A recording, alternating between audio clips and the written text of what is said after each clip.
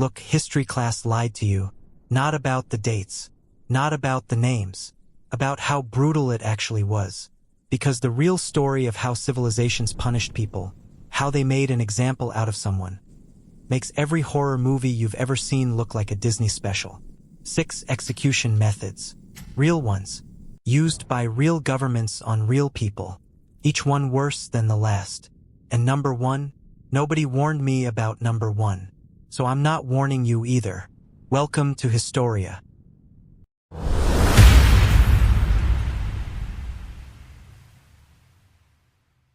Let's get into it. Okay, so let's start with something that sounds made up. It is not made up. Ancient Greece. Approximately 570 BC.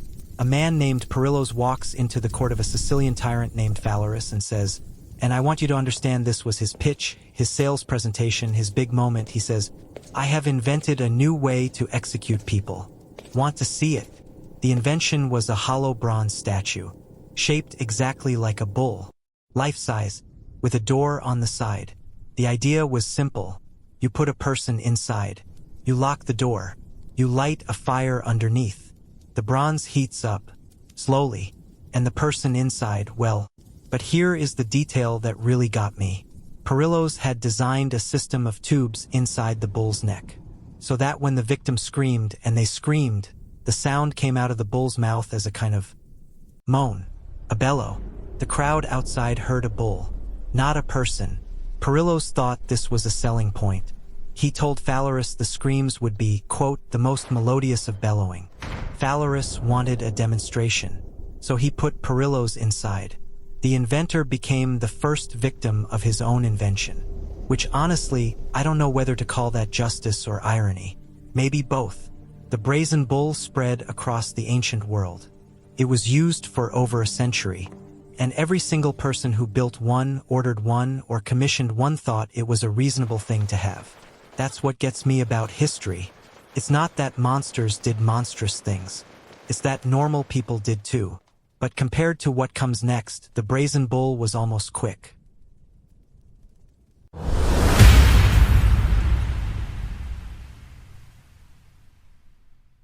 I need you to stay with me on this one, because this one was invented by the Persians, and whoever came up with it was either a genius, a psychopath, or both. Actually, definitely both. Scaphism, also called the boats. Here is how it worked. You take 2 boats or 2 hollowed-out tree trunks that fit together like a sandwich. You put a person inside, face up, with their arms, legs, and head sticking out through holes in the edges. Then you lock the 2 halves together around them. Then, and this is where it gets creative in the worst possible way, you force-feed them a mixture of milk and honey until they develop severe diarrhea. Then you cover their exposed skin, face, arms, legs, in that same mixture of milk and honey. Then you leave them on a pond, or a swamp, or any body of still water. And you wait. The heat, the waste collecting inside the boat, the sweetness on their skin. It attracted insects, which laid eggs, which became larvae, which, I'll let you connect the rest of those dots yourself. The process could take days, sometimes weeks. The victim was kept alive and kept being fed the entire time to prolong the process. The only recorded use of Scaphism that historians can confirm involved a Persian soldier named Mithridates, who, according to the Greek historian Plutarch, survived for 17 days. 17 days. Plutarch described his condition at the end, and I will not be repeating that description here because some of us still have to sleep tonight. The Persians considered this method reserved for their worst enemies, which tells you something about what they considered proportional. But at least Scaphism required some effort to set up. The next one on our list required basically nothing, just gravity and time.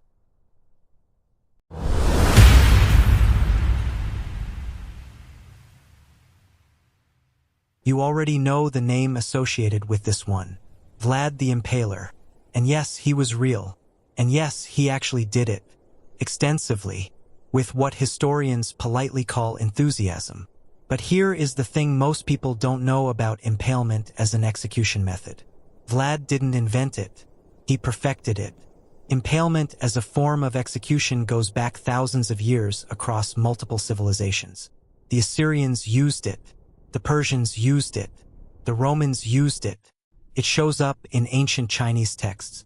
It appears in Byzantine legal records. It was, for much of human history, basically standard issue. What Vlad did that was different, what earned him the name, was scale.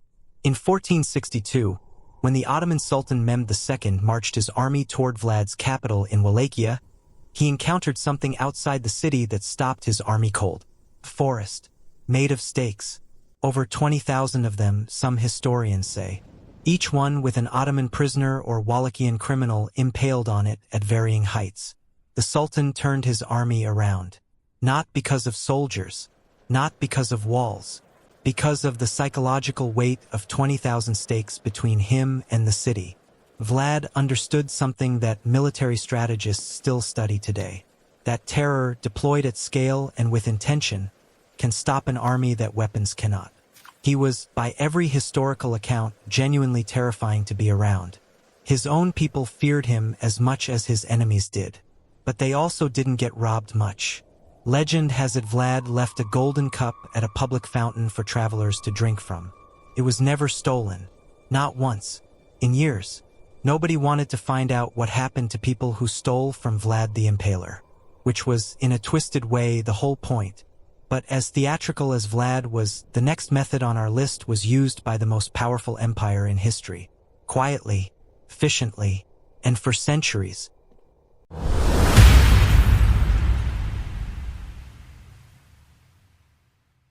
Imperial China, 2,000 years of continuous civilization. Some of the greatest art, philosophy, mathematics, and engineering in human history.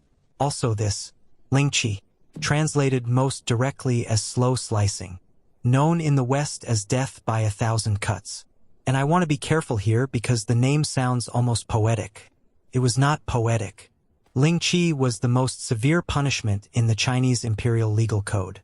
Reserved exclusively for the most serious crimes, treason, killing a parent, killing a master. The process involved a trained executioner removing flesh from the body in a precise, methodical sequence.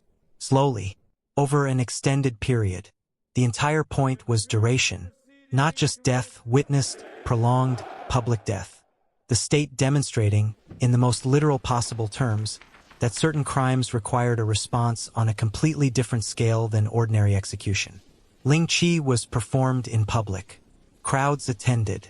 It was, in the language of Imperial China, a pedagogical event. A lesson. The practice was used for approximately 900 years. From around the 900s AD until 1905, when the Qing dynasty officially abolished it under pressure from Western diplomatic observers who had witnessed it and documented it in photographs that still exist. 1905. Not medieval history, not ancient history, barely more than a century ago. The last known execution by Ling Qi was performed on a man convicted of murdering a missionary. Foreign diplomats attended and took photographs. Those photographs became an international incident and contributed directly to the method's abolition. Sometimes history changes because of ideas. Sometimes it changes because someone pulled out a camera. But as methodical and deliberate as Ling Qi was, the next method on our list was imported across the entire Western world and celebrated as humane. As modern, as enlightened, they were wrong.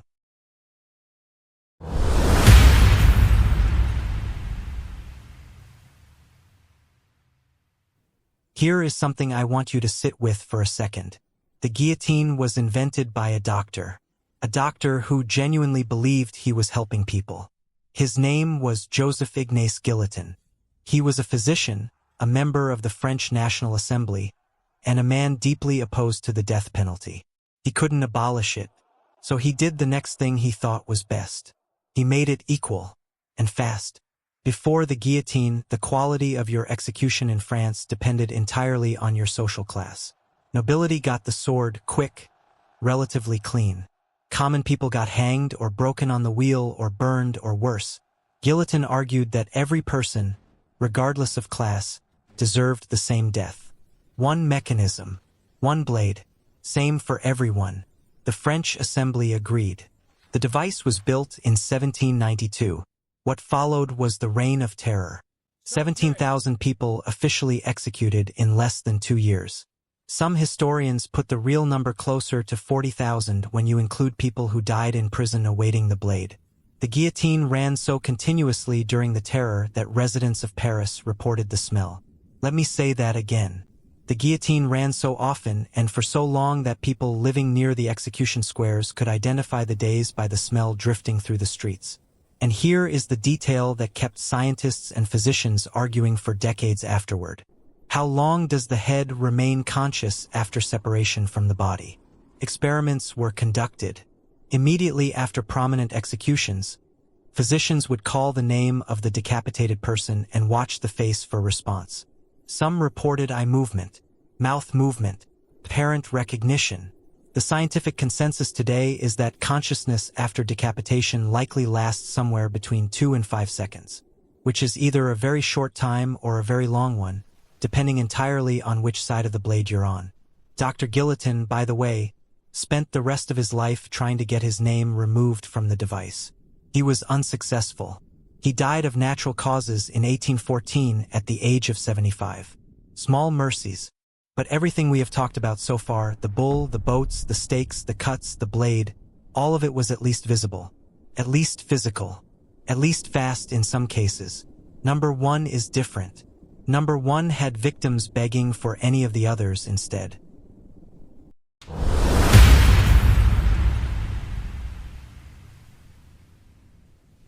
Rome, 83 BC. A Vestal virgin named Licinia is convicted of breaking her vow of chastity. The punishment for a Vestal virgin who broke her vow was not beheading, not the bull, not the wheel. It was a small underground room, enough food and water for a short while, a lamp, a bed, and then they sealed the entrance. This was the punishment specifically because Roman law forbade the execution of Vestal virgins by human hands. So technically, no one executed her.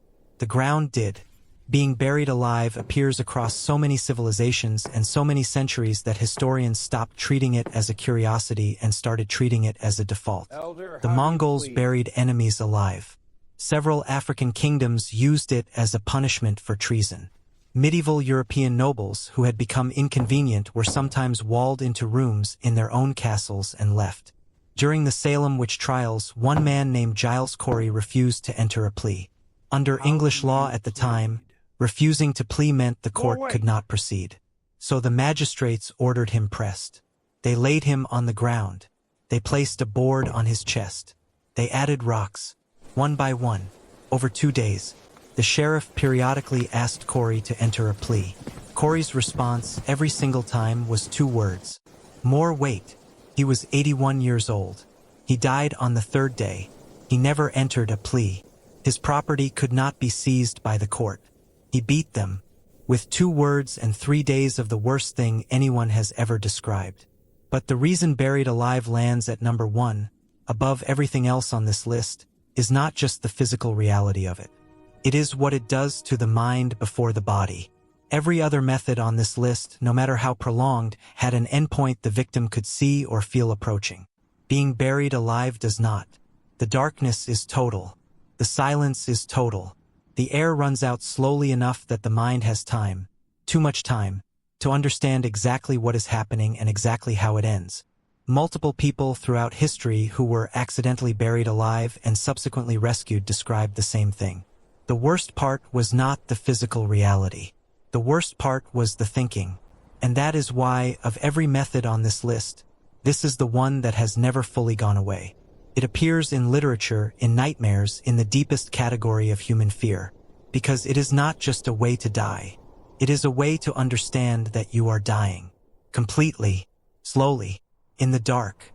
And there is nothing you can do about it. 6 methods.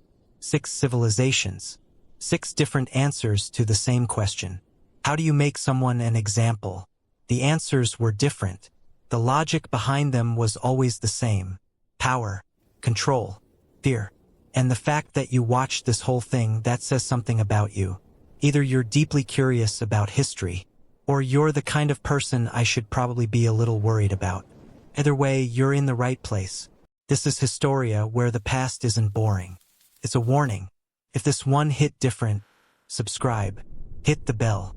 because the next one is already in production. And trust me, you are not ready.